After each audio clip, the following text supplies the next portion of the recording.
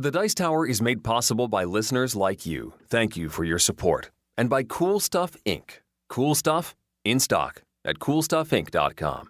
The Dice Tower, episode 506. Escape Room Showdown. Welcome to The Dice Tower, a podcast about board games and card games, and especially the people who play them. On today's show, Tom and I discuss some of my recent plays before launching into a comparative discussion of the current trend of escape games. We cover Exit, Unlock, Deckscape, Escape the Room, and Escape Room the Game. Can we keep them all straight? That's the real question. I'm Eric Summerer, and here's your host, the Harry Houdini of board gaming, Tom Vassell. Well, thank you. Watch me play this game upside down in a milk jug.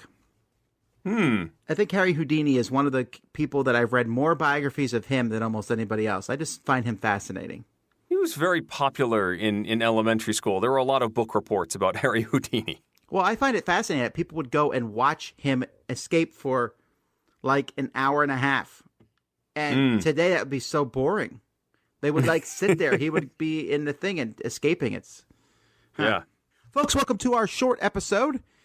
This is just Eric and I, and we're going to talk about some games played, and that's pretty much it. Yeah, sure. Sounds good.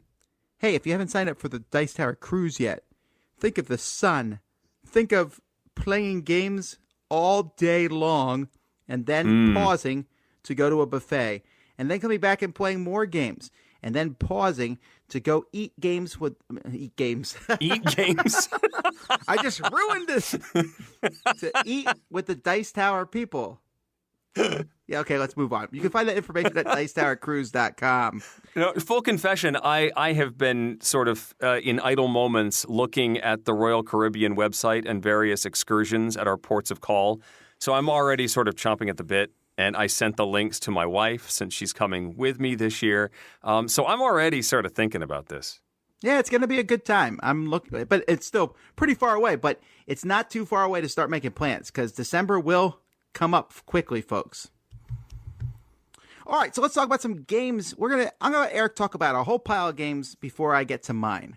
Let's see if he can do it. You got 30 seconds per game, Eric. That's not true. That's not true. Go ahead. Well, these first two are pretty quick. My kids received a couple of Hexbug games for Christmas, and we finally they got shuffled away at one point. We forgot about them. We finally brought them out, which is too bad they've been away for so long because they're fun. These are from Ravensburger. The first one I know Tom has talked about. It's called Bugs in the Kitchen. And it uses a Hexbug, which is basically a little plastic thing that when you turn it on, it vibrates. But the way the little rubber feet are arranged, it propels itself forward as it vibrates. Okay, well, so sometimes forward. Yeah, I guess it bounces off things. Anyway, the board is made up of these interlocking forks, spoons, and knives, plastic gates, more or less, that then can rotate into various 90-degree positions that changes the array that this bug is moving around the board. And you're trying to guide the bug into your goal, your sort of end point. You roll a die and it says you can move a spoon, and so you get to move one spoon, and hopefully that guides it closer to you. And you play until somebody gets the bug into their goal, and then you reset, and you play until somebody has scored 5 goals. That's the game. That's it. It's got some neat choices. The bug is fun to try and gauge, and even if you have the best laid plans, the bug can always go in a different direction than you expected and go right toward your opponent's goal. But it's good, silly fun. The other one, which I had not heard about, is called BuggaLoop. It is a 2-level game board. So you've got a one level that you're playing, and it's a very basic roll and move game where you're trying to get your 3 pieces from one end of the board to the other. There are some basic spaces, and then there are some spaces that are elevated above the others. And then there's a lower level that's just basically an open space for this Hexbug, and this is a Hexbug V2, oh my, which has sort of tines on the top that allow it to climb up a sort of a downspout. There are these plastic loops that connect the upper level of the board to the lower level of the board. So the bug will travel around on the upper level, and then it'll go up one of these tubes and around, and then down underneath the board. You can hear it moving around down there. And then it comes back around at some point back up to the main level. While the bug is off the main level, once it's in the tube and down below, you can roll and move. You take turns rolling and moving, rolling and moving, rolling and moving, and trying to get your guys to the other side. But once the bug makes it back to the main board, all play stops, and the bug starts moving around, careening around the board, and knocking your pieces out of the way.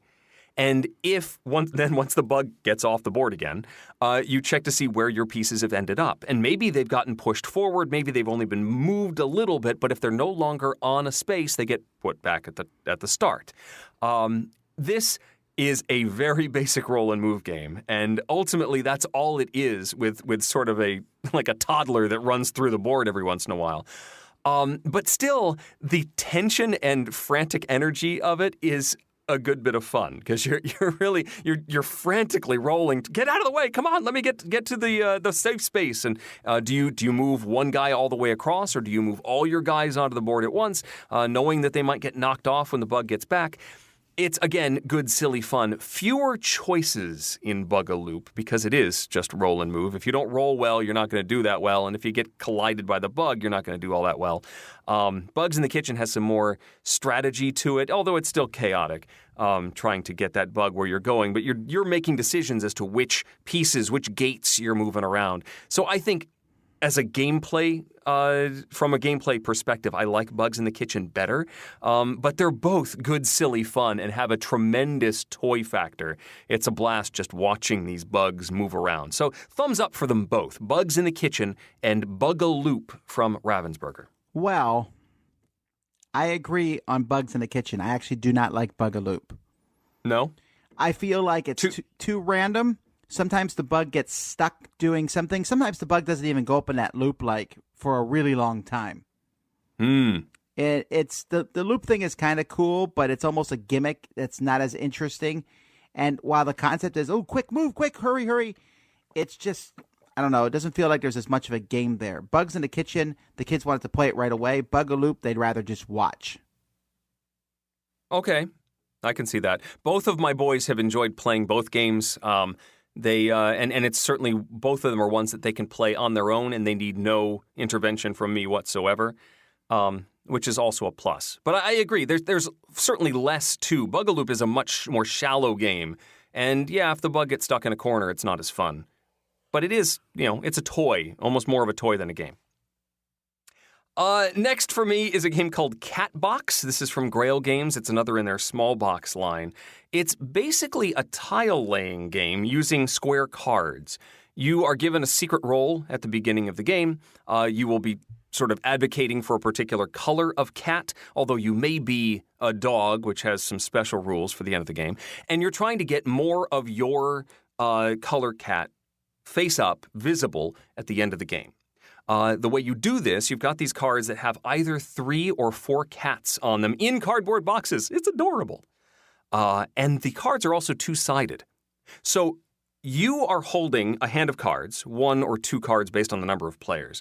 And you can either play the side of your card that you're holding that's facing you, or you can play the back side of any of the cards that your opponents are holding.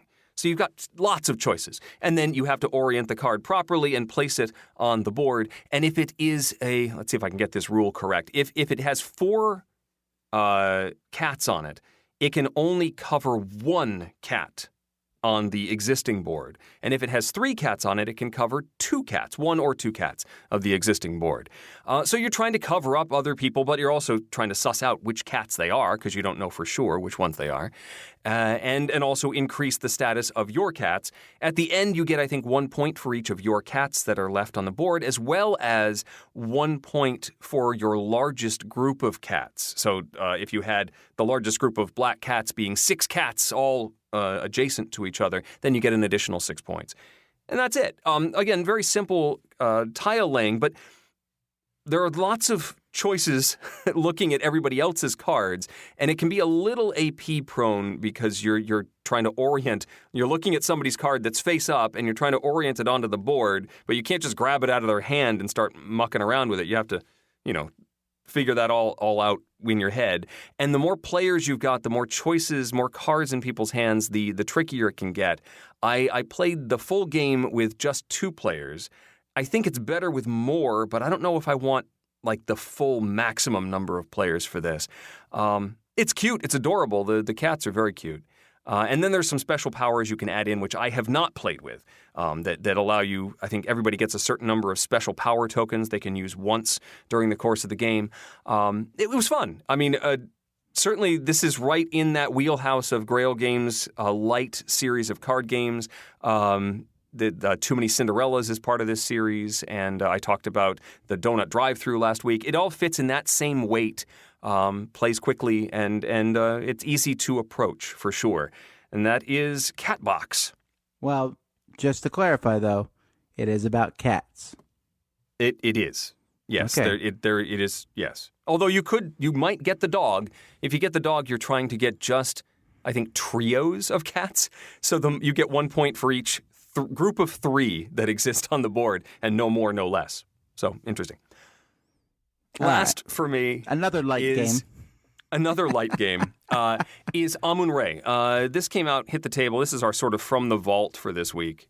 And Amun Re is a Reiner Knizia classic auction game where you have a big map of various provinces in Egypt. There's a Nile running down the middle, and so you've got different sides of the Nile, and each province is very different. Some may come when you buy it. You may get some bricks that can be formed into pyramids. You may get some special power cards. You may get some money. Some will pay you money each round, no matter what the flood does that turn. Others will earn you only a little bit of money if the flood is only a little bit of flood, if there's only a little bit of water this round. Some can have a bunch of farmers and some can have none. And so every one of these is different. And you will be presented with an assortment of these at the beginning of each round.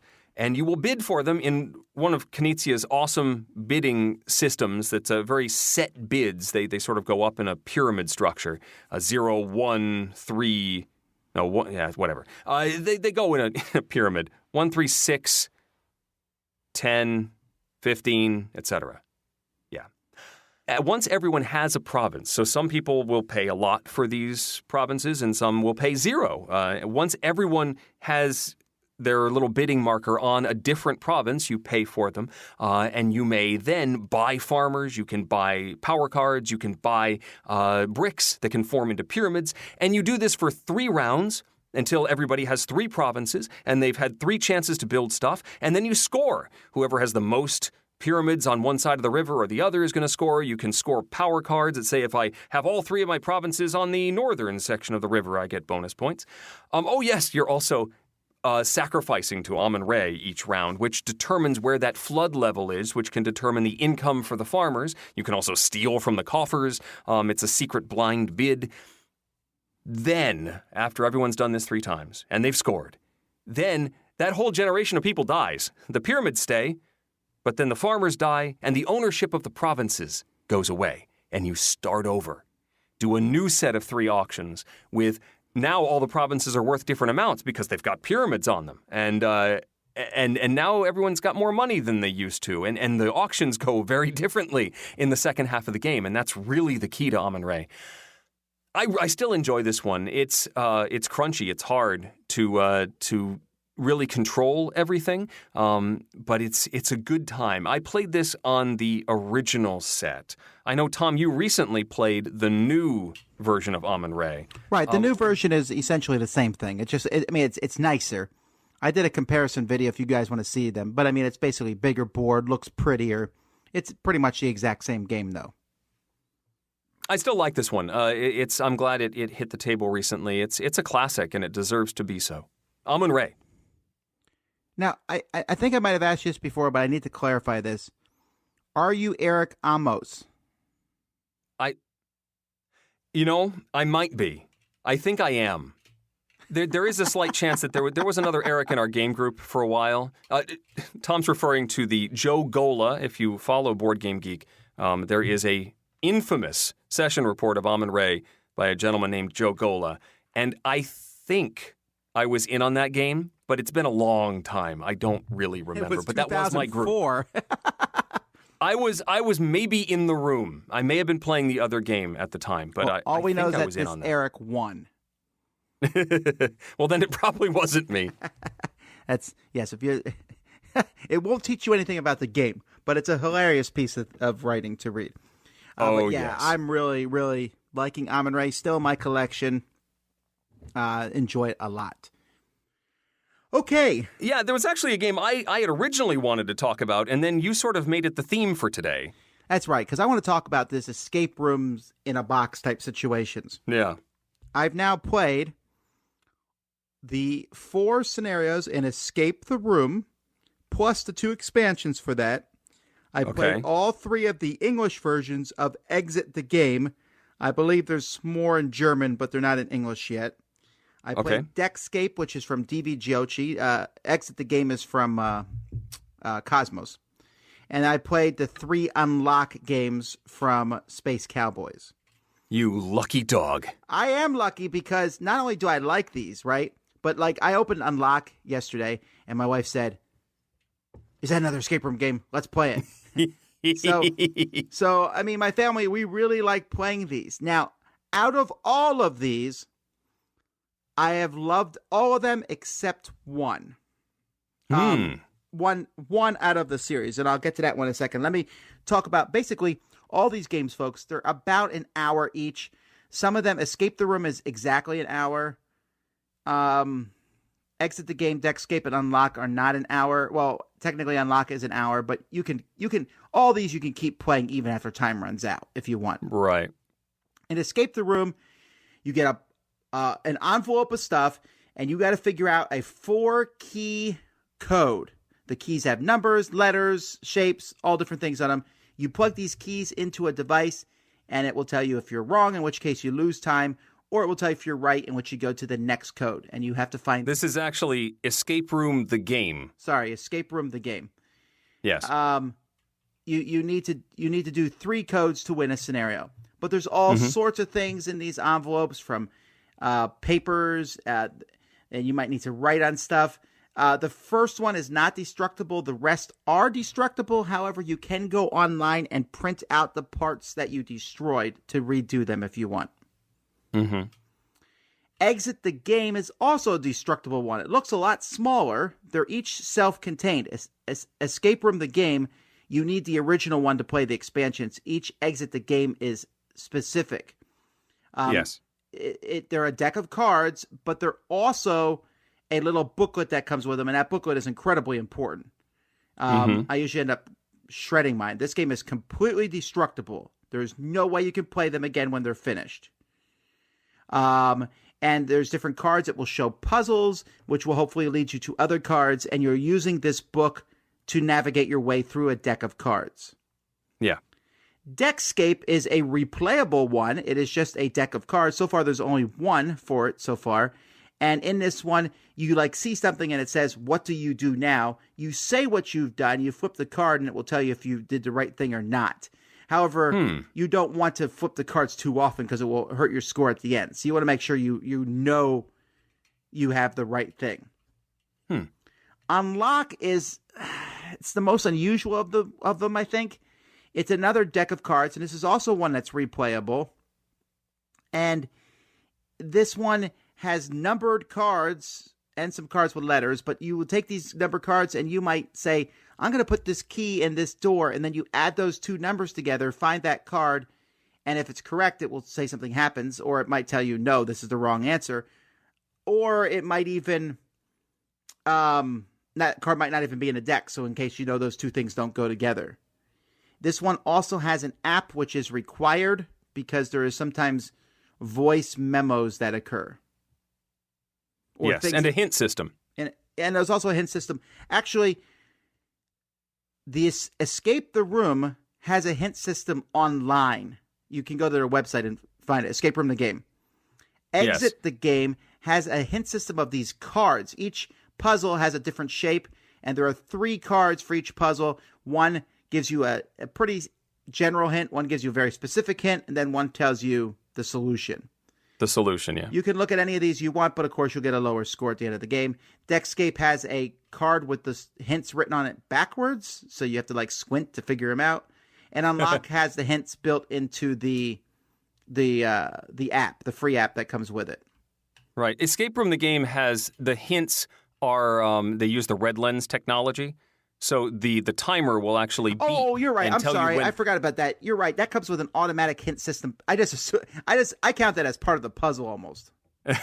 Yeah. My son certainly does. He just, as soon as that beep happens, he's looking at that hint. Oh, yeah. One of my daughters sits there, and she's like watching the clock, and I see the cards sliding closer and closer to putting it in. So you played Escape Room the game. How many scenarios? I've played just the first one? I've played 5 scenarios of Escape Room the game. We're still waiting on the murder mystery. We've done the carnival one. We have played both. There's a 5th one that you haven't mentioned that you sort of wrote down here. Escape the Room, the Island or Secret of Dr. Gravely's Retreat, and the what's the first one? That's the one that the Starmanner's Gazer. The Stargazer's Manor. Yes. That one's a little bit more family-oriented and also resettable. There are rules online for resetting all of the packets to put that one back together. So we've done both of those. I've played all 3 of the U.S. Exit the Games. I have played only the demo scenario of Unlock and am waiting very patiently for the Unlock to come out in the U.S. And Deckscape is on my radar, but again, I haven't seen it yet. Okay, so the deal with all these is, first of all, I like them all. The only one I didn't like was one of the Unlock ones I specifically disliked because of what it did. And this is not a huge spoiler, but if you don't want any little tiny spoilers, don't listen. But, this happens like at the very beginning of the game. One of them splits the players into 2 groups. Yes. And then those groups have to first find a way to communicate, which is okay, fine. I thought the splitting of groups was cool, but then some of the puzzles required descriptions of things that were very hard to describe. And I found that very frustrating. It took so much time. I did not enjoy it at all. That's funny because Richard Ham had the same complaint. Oh, did he? Okay. Yes. All right. Well, yeah, and it wasn't only that. It's that the whole point of an escape room is like, I'll be sitting there, and me and Melody are really good at finding these puzzles. We're like, okay, oh yeah, we know how to do this. We do this. Oh, what do we do next? And then Amy and Holly would be like, well, maybe you should just put that there. And we're like, oh yeah. Right? It's that whole teamwork thing. It's really fun. Right, yeah. That's why I love them. And if it takes away from the teamwork, I don't enjoy it as much. And if Richard's complaining in that one, if they split him into 2 groups, that means he and his wife were at 2 different, they were both by themselves, which is all. That is exactly what it was, yes. That wouldn't be fun at all at that point. Okay, but the rest of these I like. I think I like Unlock a little less than the rest. I think it's a good system, but the number thing feels mechanical, while the other ones all felt like actual puzzle rooms in a box to some degree. I think Escape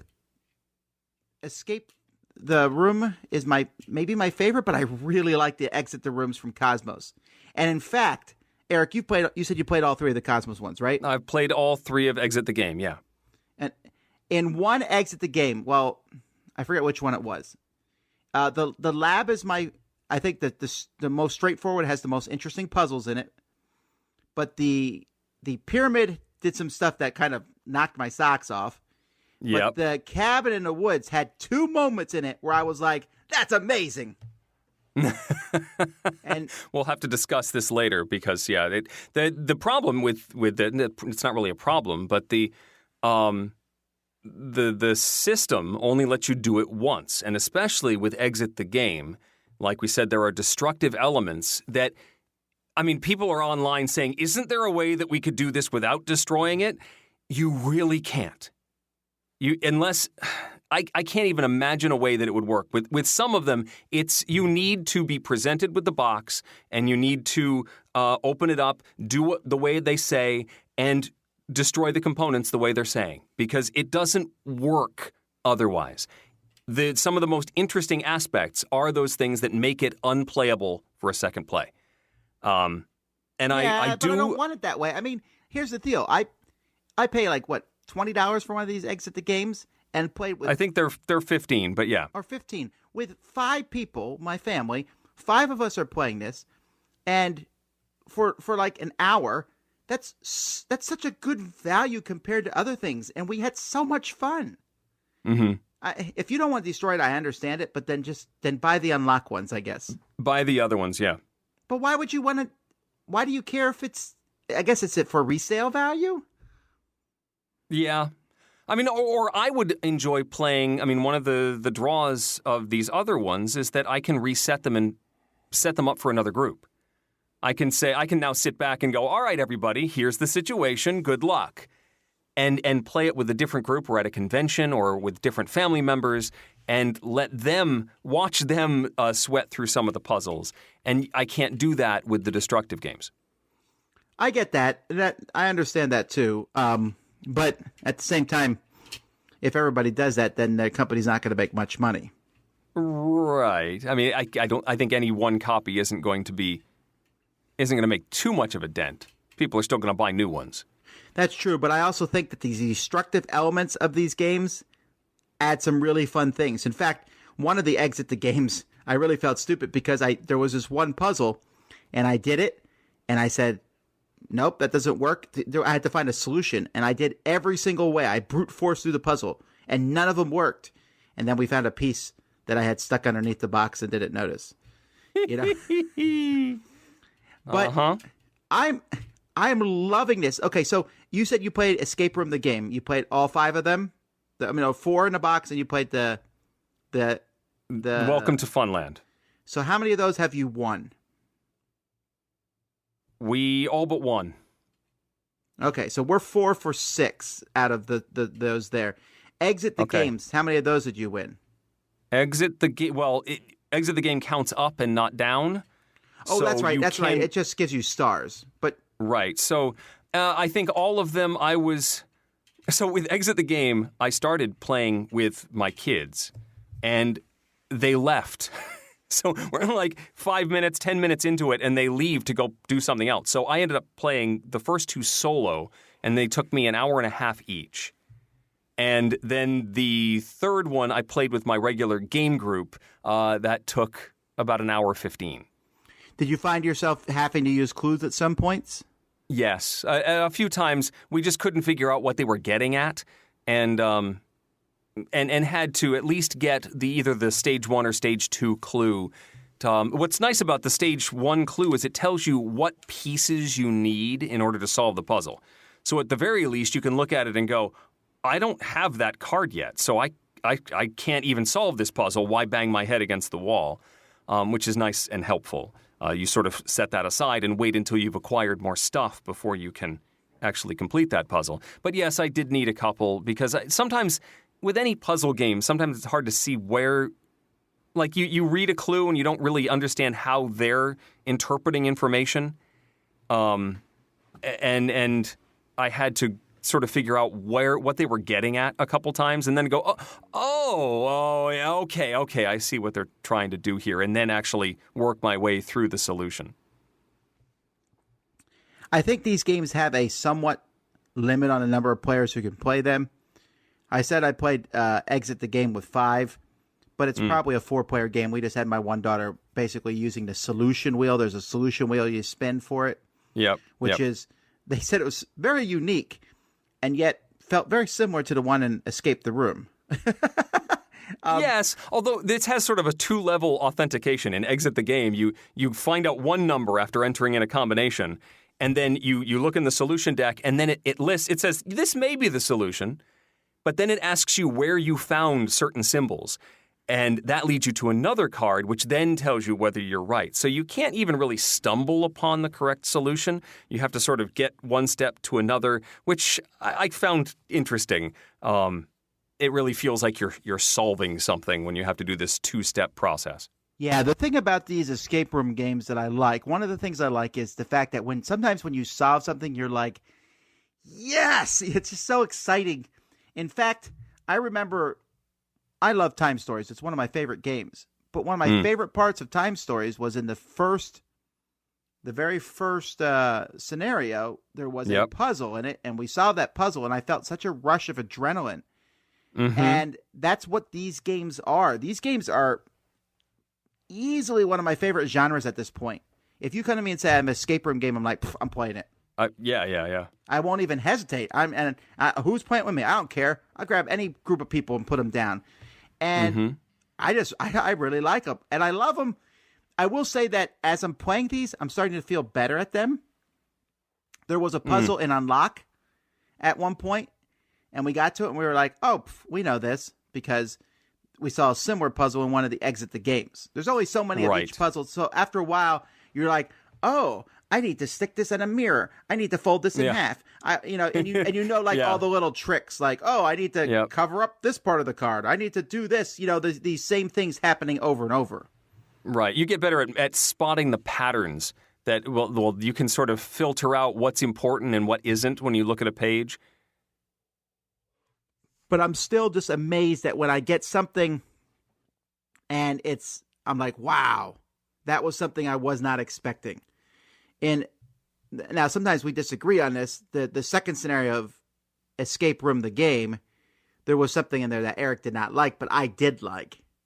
That I found unexpected, and similar things happened. Jason calls them metagaming type things. I don't know if I'd say that, but I will say that some of them make you think outside the box. Right, and those are the moments that when you get them, you say, "Oh my goodness, that wow, this is really creative and different," and it made me think about the elements that are in front of me in a different way. And yeah, those are the aha moments that you're going for in these styles of games, but they can also be frustrating if you have not made the mental leap to allow yourself to think that way, if that makes any sense. Like, it's hard when you're presented with a box of stuff, and here are the rules that you must work within in order to solve these puzzles, and you don't realize that you're allowed to go in certain directions to solve those puzzles. It can be frustrating to find out later, well, no one told me I could do that. Well, of course, all right, fine. And then you get all mad at them. Yeah. Well, either way, I hope that this trend continues. I think it's going to. Right now, I know that they're still making modules for Escape Room, the game. I'm pretty sure that we're going to see more unlocks and exit. I think all these lines we're going to see more of, and you can bet other companies are jumping in this genre. Yeah. So it's going to. You can power through them pretty quickly, though. Yeah, and they don't take too long either, right? Like each one's an hour-ish or so, maybe an hour and a half. Right. And you're involved the whole time. Yeah. But I feel like my appetite for these is still very high, and like I will scramble and run through as many as I can. I keep bugging my son to do the one Escape Room, the game that we haven't done yet. Can we do this one now? Come on. Now we've got an hour now. We could do it now. No. Okay. No. So I feel like I could devour a lot of these very quickly, and then you're sort of going to be chomping at the bit for more expansions. Waiting for these to be produced, because these have to be time consuming to put together and test and work out. I guess I'm happy that there are so many lines at this point, because it reduces the amount of time I have to wait between any puzzle escape adventure, because there are so many lines. There should be an expansion coming on a semi-regular basis. But you do consume them quickly. All right. Well, that's our thing about escape rooms. Let us know on our forums at Dicetower.com. You can go to our forums or on Board Game Geek and the Guild there. And let's talk about escape room games. Tell us what your favorite. Eric, what is your favorite so far? I think from a purely puzzle perspective, I think Exit the Game is my favorite. All right. I think I'm leaning that way myself at this point. I'm very excited to see more of them. Cosmos just really knows how to make a good game, honestly. So, You think we'll see one of these be nominated for a Spiel des Jahres at some point? That's interesting. I mean, at Essen last year, Escape Room the game had a pretty big presence. It did. Oh, hey, future Eric here. Funny that they should just talk about that, because we just found out this morning that the Kennerspiel des Jahres nominations include Exit the Game, the Cosmos product, which is interesting because it's probably the most recent of the bunch, or one of the most recent. But looks like that the nominating committee is certainly recognizing the escape room genre with this nomination. Well, either way, I got one I backed on Kickstarter. I'm still waiting for that one to show up. There's a what now? No, I backed it like a year ago or so. Oh. And they were like, we're going to be the first escape room in a box game. Well, they're not now. But I just got like an update from them that they're working, that their locks were not perfect. So this one's going to come with like locks in it and stuff. Oh. So that sounds interesting, right? Yeah. I'll let you know how that one goes if I ever get it. Okay. All right, folks. Well, speaking of that, this is our short episode, so we're going to end shortly. I don't have anything else to say, so we'll see you guys next time. Don't forget, UK Game Expo is very soon. Actually, it's next week. Yeah, so we'll see some of you guys there, me, Z, and Sam. So we'll have our schedule up online somewhere so you can see what's going on and when. We'll have a booth there, too, so you can come by and get some promos if you'd like to, or just to say hi. Anyway, until next time, I'm Tom Vassell. I'm Eric Summerer. And you've been listening to The Dice Tower. Thanks for listening. Promotional consideration has been provided by game publishers in the form of review copies of games. This episode number 506 was recorded on May 10th, 2017. Coming up next week, join Tom, me, and a new special guest for our top 10 set collection games. This podcast is sponsored by listeners like you. Thank you for your continued support. And speaking of support, the Jack Vassell Memorial Fund is dedicated to providing support to members of the board gaming community in their hour of need. If a catastrophic event has become more than you can handle, find out how we can help at jackvassell.org. The Dice Tower is produced by Tom and me, with assistance from Itai Perez, Derek Porter, and Rob Searing.